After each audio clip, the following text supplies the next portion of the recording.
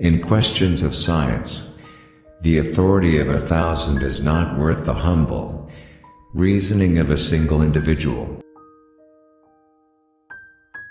I have never met a man so ignorant that I couldn't learn something from him.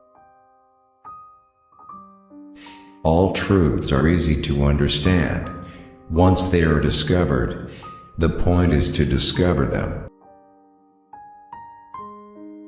You cannot teach a man anything. You can only help him find it within himself. I do not feel obliged to believe that the same God, who has endowed us with sense, reason, and intellect, has intended us to forego their use. It is a beautiful and delightful sight to behold the body of the moon. There are those who reason well, but they are greatly outnumbered by those who reason badly. Measure what can be measured, and make measurable what cannot be measured. Mathematics is the language in which God has written the universe. It is surely harmful to souls to make it a heresy to believe what is proved. By denying scientific principles, one may maintain any paradox. See now the power of truth. The same experiment which at first glance seemed to show one thing, when more carefully examined, assures us of the contrary. With regard to matters requiring thought, the less people know and understand about them, the more positively they attempt to argue concerning them.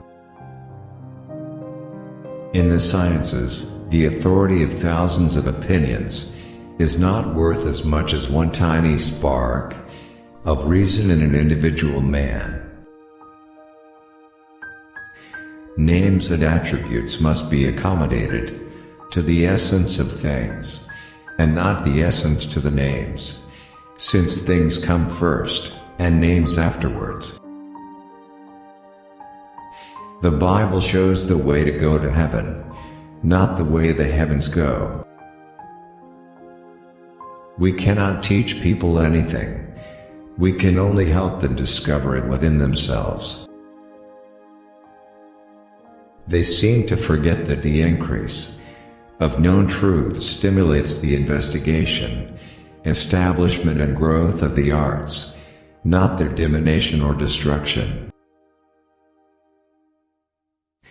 The sun, with all the planets revolving round it, and depending on it, can still ripen a bunch of grapes, as though it had nothing else in the universe to do.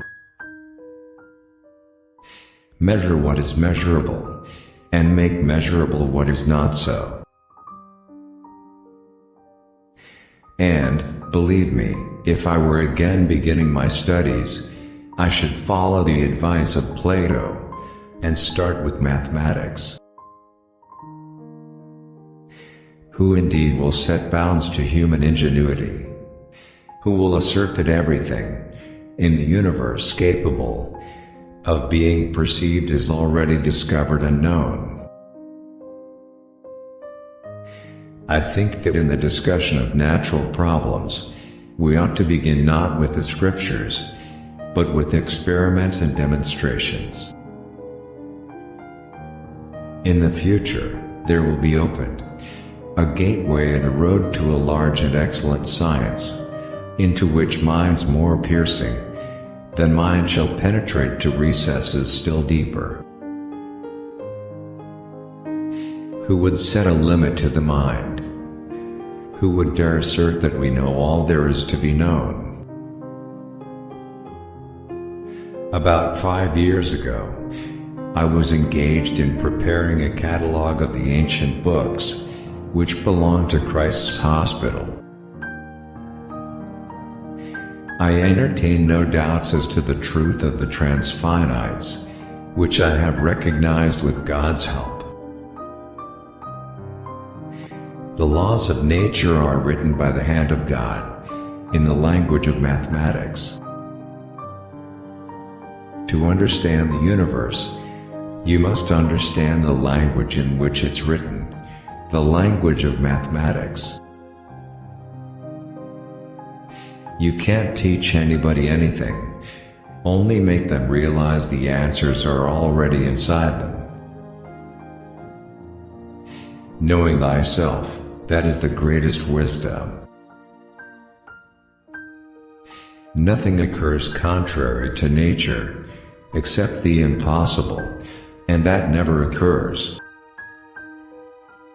If you could see the earth illuminated, when you were in a place as dark as night, it would look to you more splendid than the moon. You may force me to say what you wish, you may revile me for saying what I do, but it moves. Nature is relentless and unchangeable, and it is indifferent as to whether its hidden reasons and actions are understandable to man or not. Philosophy is written in that great book, whichever lies before our eyes, I mean the universe, but we cannot understand it if we do not first learn the language and grasp the symbols in which it is written. God is known by nature in His works, and by doctrine in His revealed word. Holy Scripture could never lie or err. Its decrees are of absolute and inviolable truth. There are those who reason well, but they are greatly outnumbered by those who reason badly. The book of nature is written in the language of mathematics. Mathematics is the key and door to the sciences. Scripture is a book about going to heaven. It's not a book about how the heavens go. Nature does not act by means of many things, when it can do so by means of a few. It is surely harmful to souls to make it a heresy to believe what is proved. To be humane, we must ever be ready to pronounce that wise, ingenious, and modest statement, I do not know. The increase of known truths stimulates the investigation, establishment, and growth of the arts. The greatness and the glory of God shine forth marvelously in all His works, and is to be read above all in the open book of the heavens.